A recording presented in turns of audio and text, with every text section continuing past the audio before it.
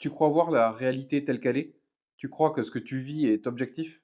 Mais laisse-moi te dire une chose essentielle, tu ne vois jamais la réalité, tu vois ta réalité, celle que tes croyances te laissent percevoir. Je vais te donner un exemple pour que tu aies un peu plus de contexte. Deux personnes peuvent vivre la même situation et pourtant en tirer deux expériences, deux apprentissages totalement différents. Le même événement peut être pour l'un une injustice, pour l'autre une opportunité. Le même échec peut être pour un une preuve qu'il est incapable, pour l'autre une étape normale du parcours. Alors pose-toi une vraie question. Si la réalité était objective, alors pourquoi elle serait vécue différemment?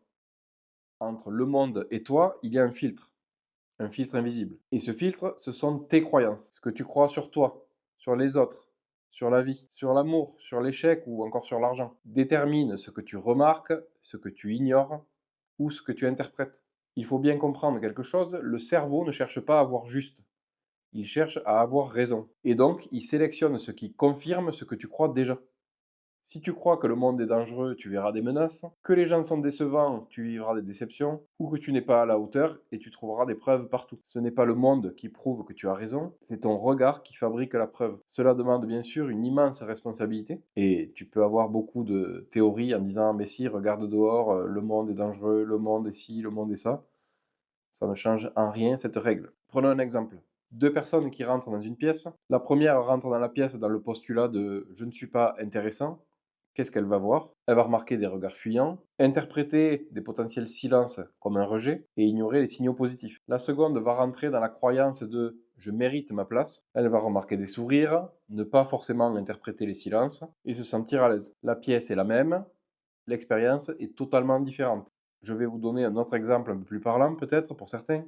Imaginons deux frères jumeaux qui donc fonctionnent plus ou moins pareil, qui vont s'amuser à l'océan dans les vagues. Les deux s'approchent et courent dans une vague.